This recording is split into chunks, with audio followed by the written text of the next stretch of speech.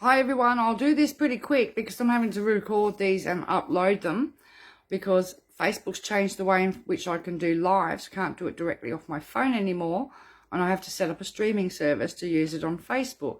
So I've got an update for you from Kalgoorlie with the mum who's really struggling, who today went to attempt to upload the documents for her wellbeing exemption. Staff at Centrelink didn't know what to do with the documents, questioned what the documents were for, questioned about her psychologist and didn't want to accept it and was questioning the document, which she has no right to do. Eventually she did get the documents uploaded, but they didn't want to they tried to take her original copies and she said no, right?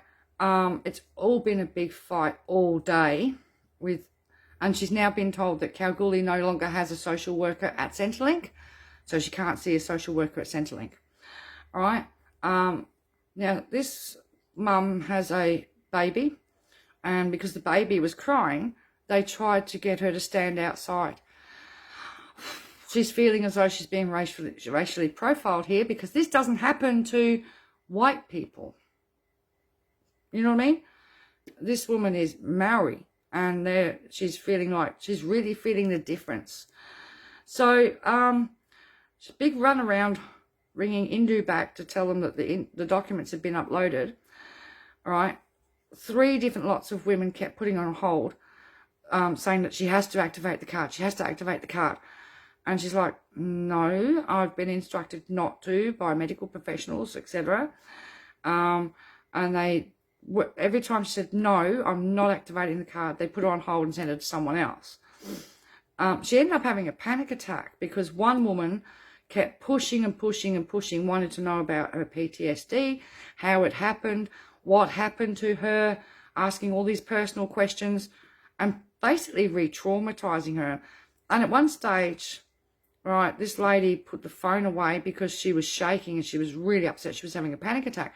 And she could hear the woman screaming down the phone at her, right, for not answering these personal questions that she's not required to answer, right? You know, this is just ridiculous, the treatment she's getting from Centrelink and Indu on the phone, right? It's been block, block, block. You must activate, you must activate, you must activate. It's just pathetic. Now, I've spoken to her recently, you know, on the phone, and she's she's really struggling with what's going on, and like everybody else, is ended up on medication because of the stress and the trauma that this is caused by Centrelink staff, caused by people on Indu hotline who don't know what they're doing, and they certainly don't know how to treat women that are in trauma, right? There's no consideration for what her situation is. And they're saying that the letter from her owner saying that he doesn't want her as a tenant anymore because of Indu, that's not a good enough excuse, right? The fact you're going to be made homeless instantly is not a good enough excuse to be let off the card. And that, you know, oh, but you can apply to have the money transferred to your bank account and transfer it to him. Well, that's where the problem falls down, is they don't necessarily transfer it to your bank account on the right day. In fact, they don't. There's a delay in setup, and then they decline it all over the place, all the way through your lease, and that's what gets owners upset. Like the previous tenant in that property went through this with that owner, and that owner said, no, I'm not doing this anymore. I can't afford to put up with the default fees on my mortgage because of the delays with the transfer being from Indu to the person's account and then back to his account. You know what I mean? Why should they be those delays?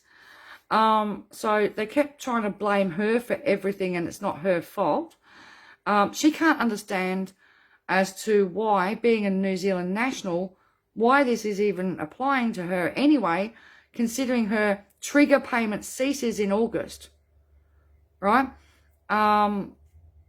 And in the past, when she had work, she still got her family tax payments, but she wasn't put on the card in the past. It's only now that she's been on the payments for 3 months and they only go till August, and then she's cut off of the trigger payment again, but she'll still be left on the card, and all of her family tax benefits on the card at 100%. She will have no access to any cash. So she doesn't even understand why, as a non-citizen of this country, she's even being put on the card. And how can that be okay to do this to people? She's horrified at what the stress that she's being put through by Centrelink, the stress she's being put through on the phone with the interrogation and the personal questions is what is really upsetting her, because it is re-traumatizing her. She doesn't want to have to tell her story over and over and over again to people who are not medical professionals, right? These people are not medical professionals. They're not psychiatrists or psychologists or doctors, right? And yet they're asking for her diagnosis. Why is she on medication? What's she on medication for? What's it being treatment for? What was the trauma? What happened to her? Excuse me, this is going too far. And this is going beyond ridiculous, right? Now, the job agency, the 9 a.m. appointment, which she had to leave home at 7:15 a.m. to get there for, right? With no help with her today at all. And she was there, 15 minutes in and out.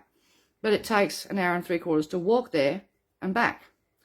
And their attitude is, just get a taxi. Just get a taxi. As if the cost of a taxi is the cost of her son's lunches for school all the week and the nappies for the week. So she's not going to forego that money and deny her kid school lunches and her baby nappies, is she? All right. And then it's the famous, well, haven't you got any friends and family that can help you out? You're a Kiwi. You should have loads of family. No. Honestly, I've been through this all my life when I was raising my daughter on my own. Well, haven't you got any friends and family? No, there's me and my daughter. Vice versa. That's it. I have a brother in another state that I don't really speak to an awful lot. And my parents are deceased. There is no more family. And I don't know people. I don't have friends that I could go and lean on in that way. They don't understand when people are on their own, they're on their own. I get this in the medical profession up here. Oh, haven't you got anybody who could take you home after the procedure? No. Oh, sorry. So you're ineligible for the procedure because you've got no one to take you home. You know what I mean? And that's how this medical system works up here. If you've got no one to take you home for a scheduled procedure, that they won't let you catch a taxi or a bus home afterwards, right? They just write you off as ineligible for the procedure. Doesn't matter how important that procedure is, right? I had to wait 10.5 months for an emergency endoscope to check for esophageal cancer, okay? And it wasn't until I stormed into the hospital myself and said, so what are we going to do about this? Because you won't let me drive my car home afterwards and you won't let me go home in a taxi, all right? Interesting, eh? But, yeah, this is just going too far with what's going on here. Oh, dear. So, I don't know what to say. They finally let Sophie pay up her arrears in rent. However, it put a lot of strain. It put a lot of strain on her,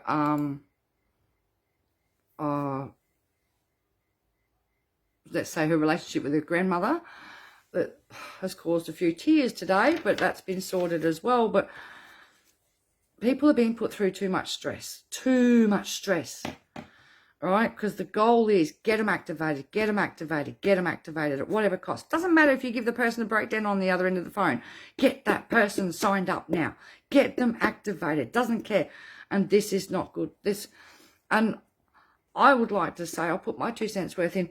If Labor get in and they stop this card, they need to do a full investigation on how these people have treated and put a call out for all these women and how they were treated by the Department of Social Services, Services Australia, Centrelink officers and Indu. Because this is state-sanctioned abuse. It's nothing but outright bullying, intimidation, coercive control, coercive intimidation, the works. You know what I mean? and it's not right. It's disgusting. Anyway, I'm gonna go. And as you can see, I'll upload this, so you can't comment. Sorry, until I figure out how to work the streaming service that now is provided by Facebook, which I can't do on my phone. I can't hit the live button anymore, so we'll work it out, but I have to work out the streaming service that they've now put a platform up for, and we'll go from there. All right, thank you guys, and we'll talk to you later. See ya.